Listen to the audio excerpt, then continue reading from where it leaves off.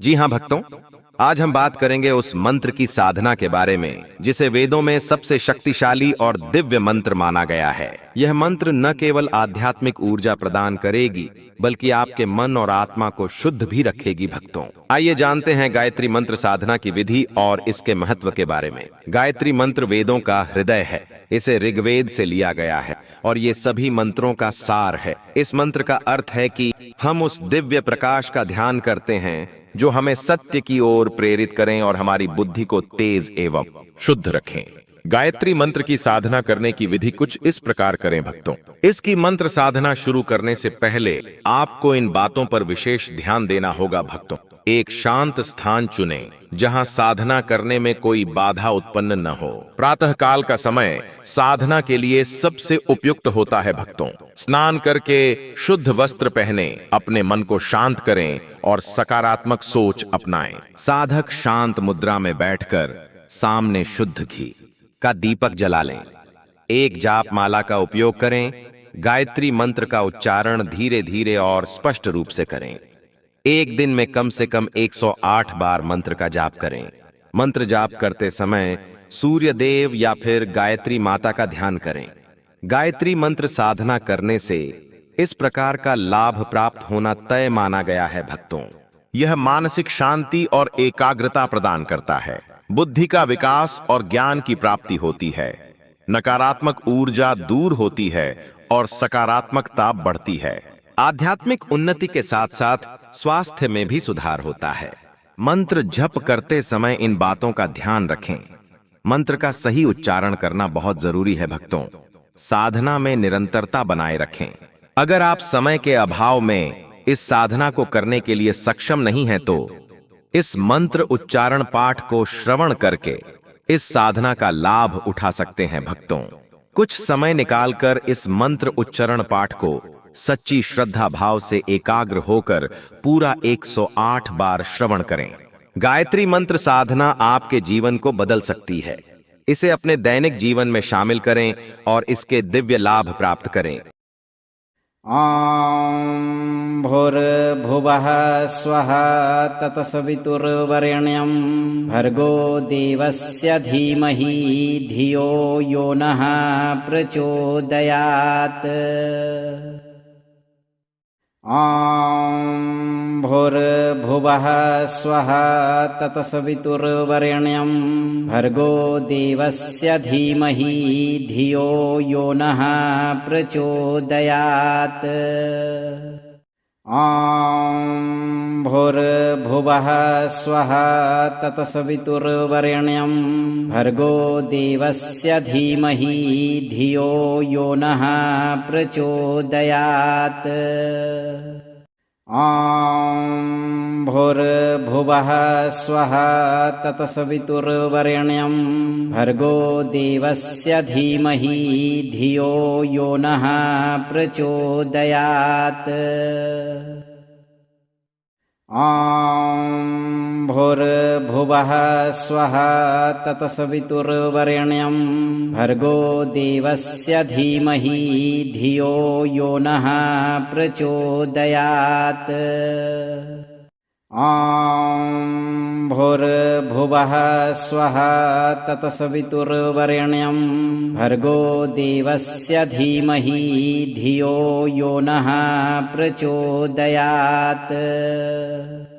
ॐ भूर्भुवः स्वः तत्सवितुर्वरेण्यं भर्गो देवस्य धीमहि धियो यो नः प्रचोदयात्। ॐ भूर्भुवः स्वः तत्सवितुर्वरेण्यं भर्गो देवस्य धीमहि धियो यो नः प्रचोदयात्। ॐ भूर्भुवः स्वः तत्सवितुर्वरेण्यं भर्गो देवस्य धीमहि धियो यो नः प्रचोदयात्। ॐ भूर्भुवः स्वः तत्सवितुर्वरेण्यं भर्गो देवस्य धीमहि धियो यो नः प्रचोदयात्। ॐ भूर्भुवः स्वः तत्सवितुर्वरेण्यं भर्गो देवस्य धीमहि धियो यो नः प्रचोदयात्। ॐ भूर्भुवः स्वः तत्सवितुर्वरेण्यं भर्गो देवस्य धीमहि धियो यो नः प्रचोदयात्। ॐ भूर्भुवः स्वः तत्सवितुर्वरेण्यं भर्गो देवस्य धीमहि धियो यो नः प्रचोदयात्। ॐ भूर्भुवः स्वः तत्सवितुर्वरेण्यं भर्गो देवस्य धीमहि धियो यो नः प्रचोदयात्।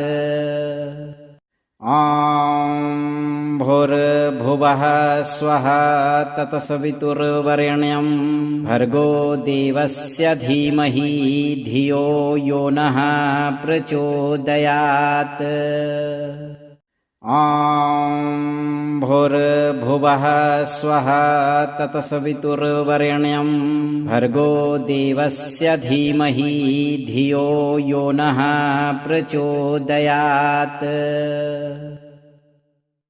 ॐ भूर्भुवः स्वः तत्सवितुर्वरेण्यं भर्गो देवस्य धीमहि धियो यो नः प्रचोदयात्।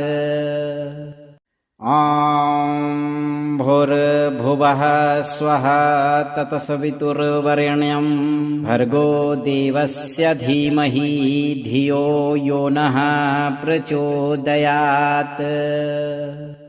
ॐ भूर्भुवः स्वः तत्सवितुर्वरेण्यं भर्गो देवस्य धीमहि धियो यो नः प्रचोदयात्। ॐ भूर्भुवः स्वः तत्सवितुर्वरेण्यं भर्गो देवस्य धीमहि धियो यो नः प्रचोदयात्। ॐ भूर्भुवः स्वः तत्सवितुर्वरेण्यं भर्गो देवस्य धीमहि धियो यो नः प्रचोदयात्। ॐ भूर्भुवः स्वः तत्सवितुर्वरेण्यं भर्गो देवस्य धीमहि धियो यो नः प्रचोदयात्। ॐ भूर्भुवः स्वः तत्सवितुर्वरेण्यं भर्गो देवस्य धीमहि धियो यो नः प्रचोदयात्। ॐ भूर्भुवः स्वः तत्सवितुर्वरेण्यं भर्गो देवस्य धीमहि धियो यो नः प्रचोदयात्। ॐ भूर्भुवः स्वः तत्सवितुर्वरेण्यं भर्गो देवस्य धीमहि धियो यो नः प्रचोदयात्। ॐ भूर्भुवः स्वः तत्सवितुर्वरेण्यं भर्गो देवस्य धीमहि धियो यो नः प्रचोदयात्। ॐ भूर्भुवः स्वः तत्सवितुर्वरेण्यं भर्गो देवस्य धीमहि धियो यो नः प्रचोदयात्।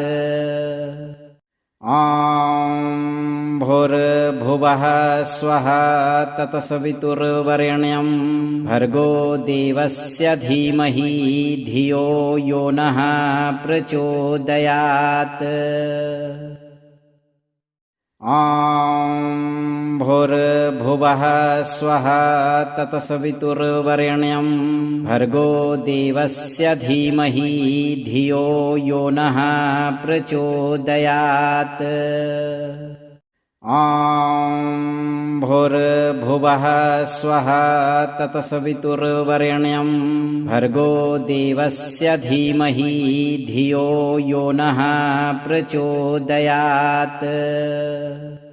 ॐ भूर्भुवः स्वः तत्सवितुर्वरेण्यं भर्गो देवस्य धीमहि धियो यो नः प्रचोदयात्। ॐ भूर्भुवः स्वः तत्सवितुर्वरेण्यं भर्गो देवस्य धीमहि धियो यो नः प्रचोदयात्। ॐ भूर्भुवः स्वः तत्सवितुर्वरेण्यं भर्गो देवस्य धीमहि धियो यो नः प्रचोदयात्। ॐ भूर्भुवः स्वः तत्सवितुर्वरेण्यं भर्गो देवस्य धीमहि धियो यो नः प्रचोदयात्। ॐ भूर्भुवः स्वः तत्सवितुर्वरेण्यं भर्गो देवस्य धीमहि धियो यो नः प्रचोदयात्। ॐ भूर्भुवः स्वः तत्सवितुर्वरेण्यं भर्गो देवस्य धीमहि धियो यो नः प्रचोदयात्। ॐ भूर्भुवः स्वः तत्सवितुर्वरेण्यं भर्गो देवस्य धीमहि धियो यो नः प्रचोदयात्।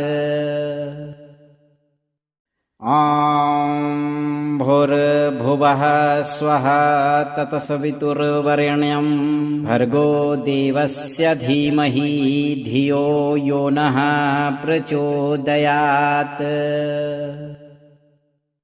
ॐ भूर्भुवः स्वः तत्सवितुर्वरेण्यं भर्गो देवस्य धीमहि धियो यो नः प्रचोदयात्।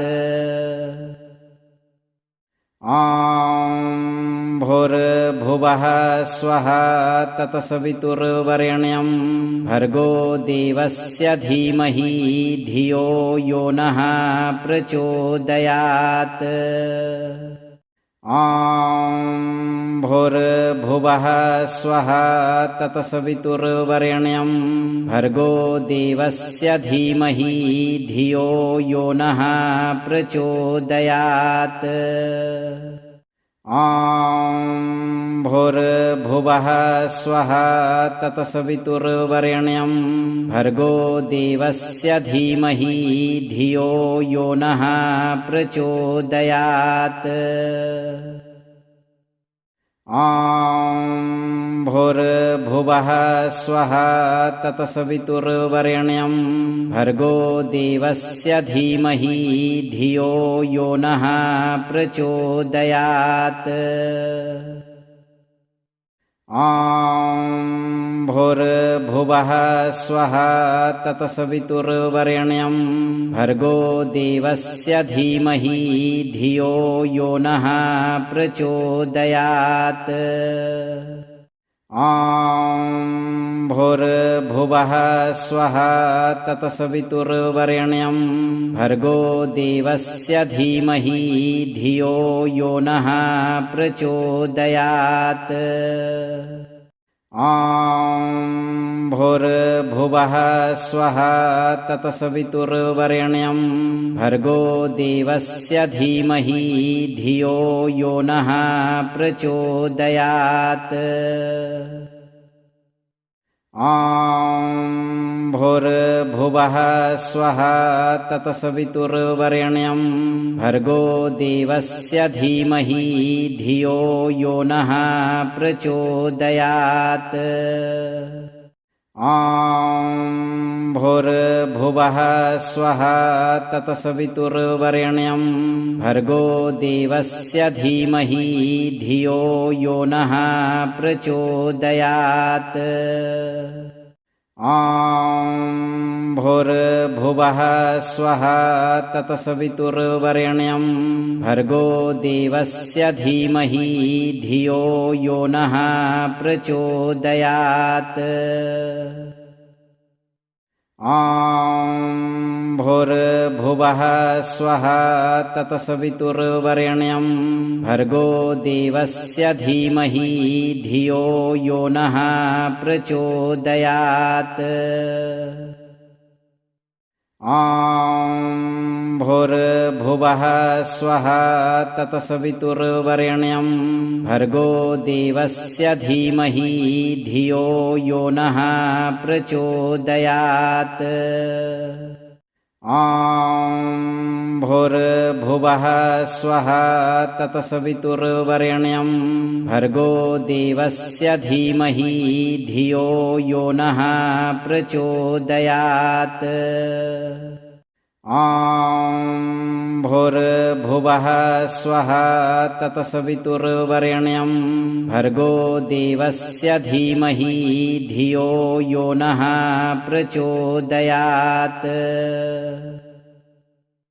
ॐ भूर्भुवः स्वः तत्सवितुर्वरेण्यं भर्गो देवस्य धीमहि धियो यो नः प्रचोदयात्।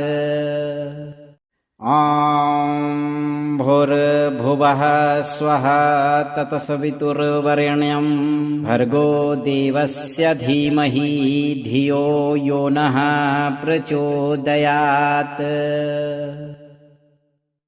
ॐ भूर्भुवः स्वः तत्सवितुर्वरेण्यं भर्गो देवस्य धीमहि धियो यो नः प्रचोदयात्।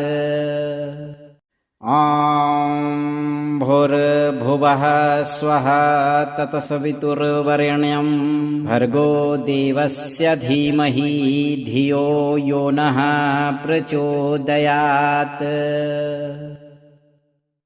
ॐ भूर्भुवः स्वः तत्सवितुर्वरेण्यं भर्गो देवस्य धीमहि धियो यो नः प्रचोदयात्।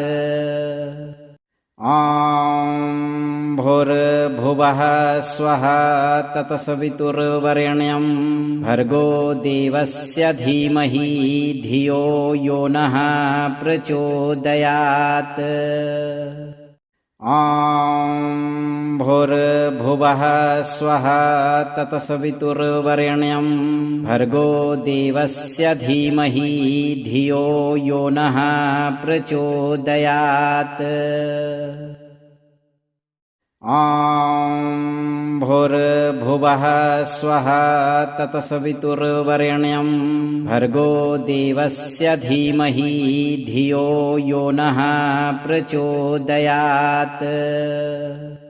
ॐ भूर्भुवः स्वः तत्सवितुर्वरेण्यं भर्गो देवस्य धीमहि धियो यो नः प्रचोदयात्।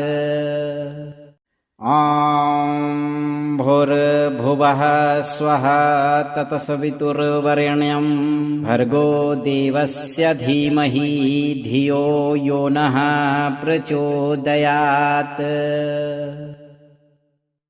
ॐ भूर्भुवः स्वः तत्सवितुर्वरेण्यं भर्गो देवस्य धीमहि धियो यो नः प्रचोदयात्। ॐ भूर्भुवः स्वः तत्सवितुर्वरेण्यं भर्गो देवस्य धीमहि धियो यो नः प्रचोदयात्। ॐ भूर्भुवः स्वः तत्सवितुर्वरेण्यं भर्गो देवस्य धीमहि धियो यो नः प्रचोदयात्। ॐ भूर्भुवः स्वः तत्सवितुर्वरेण्यं भर्गो देवस्य धीमहि धियो यो नः प्रचोदयात्। ॐ भूर्भुवः स्वः तत्सवितुर्वरेण्यं भर्गो देवस्य धीमहि धियो यो नः प्रचोदयात्। ॐ भूर्भुवः स्वः तत्सवितुर्वरेण्यं भर्गो देवस्य धीमहि धियो यो नः प्रचोदयात्। ॐ भूर्भुवः स्वः तत्सवितुर्वरेण्यं भर्गो देवस्य धीमहि धियो यो नः प्रचोदयात्। ॐ भूर्भुवः स्वः तत्सवितुर्वरेण्यं भर्गो देवस्य धीमहि धियो यो नः प्रचोदयात्। ॐ भूर्भुवः स्वः तत्सवितुर्वरेण्यं भर्गो देवस्य धीमहि धियो यो नः प्रचोदयात्। ॐ भूर्भुवः स्वः तत्सवितुर्वरेण्यं भर्गो देवस्य धीमहि धियो यो नः प्रचोदयात्। ॐ भूर्भुवः स्वः तत्सवितुर्वरेण्यं भर्गो देवस्य धीमहि धियो यो नः प्रचोदयात्। ॐ भूर्भुवः स्वः तत्सवितुर्वरेण्यं भर्गो देवस्य धीमहि धियो यो नः प्रचोदयात्। ॐ भूर्भुवः स्वः तत्सवितुर्वरेण्यं भर्गो देवस्य धीमहि धियो यो नः प्रचोदयात्। ॐ भूर्भुवः स्वः तत्सवितुर्वरेण्यं भर्गो देवस्य धीमहि धियो यो नः प्रचोदयात्। ॐ भूर्भुवः स्वः तत्सवितुर्वरेण्यं भर्गो देवस्य धीमहि धियो यो नः प्रचोदयात्। ॐ भूर्भुवः स्वः तत्सवितुर्वरेण्यं भर्गो देवस्य धीमहि धियो यो नः प्रचोदयात्। ॐ भूर्भुवः स्वः तत्सवितुर्वरेण्यं भर्गो देवस्य धीमहि धियो यो नः प्रचोदयात्। ॐ भूर्भुवः स्वः तत्सवितुर्वरेण्यं भर्गो देवस्य धीमहि धियो यो नः प्रचोदयात्। ॐ भूर्भुवः स्वः तत्सवितुर्वरेण्यं भर्गो देवस्य धीमहि धियो यो नः प्रचोदयात्। ॐ भूर्भुवः स्वः तत्सवितुर्वरेण्यं भर्गो देवस्य धीमहि धियो यो नः प्रचोदयात्।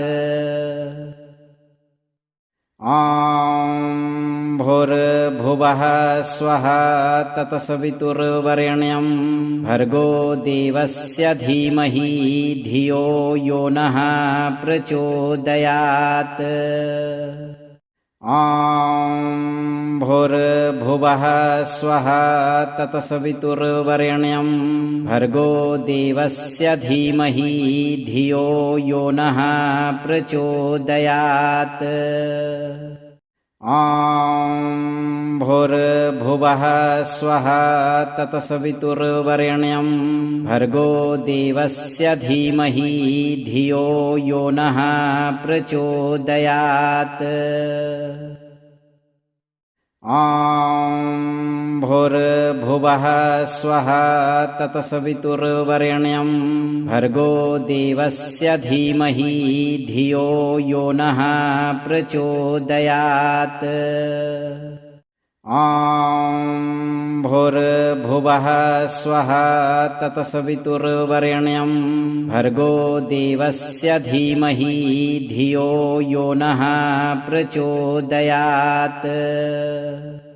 ॐ भूर्भुवः स्वः तत्सवितुर्वरेण्यं भर्गो देवस्य धीमहि धियो यो नः प्रचोदयात्।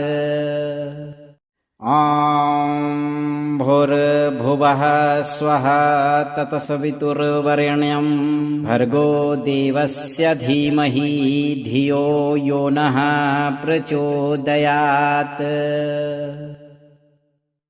ॐ भूर्भुवः स्वः तत्सवितुर्वरेण्यं भर्गो देवस्य धीमहि धियो यो नः प्रचोदयात्।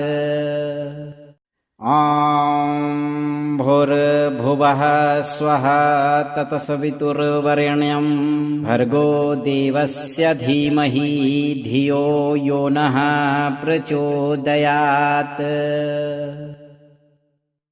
ॐ भूर्भुवः स्वः तत्सवितुर्वरेण्यं भर्गो देवस्य धीमहि धियो यो नः प्रचोदयात्। ॐ भूर्भुवः स्वः तत्सवितुर्वरेण्यं भर्गो देवस्य धीमहि धियो यो नः प्रचोदयात्। ॐ भूर्भुवः स्वः तत्सवितुर्वरेण्यं भर्गो देवस्य धीमहि धियो यो नः प्रचोदयात्। ॐ भूर्भुवः स्वः तत्सवितुर्वरेण्यं भर्गो देवस्य धीमहि धियो यो नः प्रचोदयात्। ॐ भूर्भुवः स्वः तत्सवितुर्वरेण्यं भर्गो देवस्य धीमहि धियो यो नः प्रचोदयात्। ॐ भूर्भुवः स्वः तत्सवितुर्वरेण्यं भर्गो देवस्य धीमहि धियो यो नः प्रचोदयात्। ॐ भूर्भुवः स्वः तत्सवितुर्वरेण्यं भर्गो देवस्य धीमहि धियो यो नः प्रचोदयात्। ॐ भूर्भुवः स्वः तत्सवितुर्वरेण्यं भर्गो देवस्य धीमहि धियो यो नः प्रचोदयात्। ॐ भूर्भुवः स्वः तत्सवितुर्वरेण्यं भर्गो देवस्य धीमहि धियो यो नः प्रचोदयात्। ॐ भूर्भुवः स्वः तत्सवितुर्वरेण्यं भर्गो देवस्य धीमहि धियो यो नः प्रचोदयात्। ॐ भूर्भुवः स्वः तत्सवितुर्वरेण्यं भर्गो देवस्य धीमहि धियो यो नः प्रचोदयात्। ॐ भूर्भुवः स्वः तत्सवितुर्वरेण्यं भर्गो देवस्य धीमहि धियो यो नः प्रचोदयात्। ॐ भूर्भुवः स्वः तत्सवितुर्वरेण्यं भर्गो देवस्य धीमहि धियो यो नः प्रचोदयात्। ॐ भूर्भुवः स्वः तत्सवितुर्वरेण्यं भर्गो देवस्य धीमहि धियो यो नः प्रचोदयात्।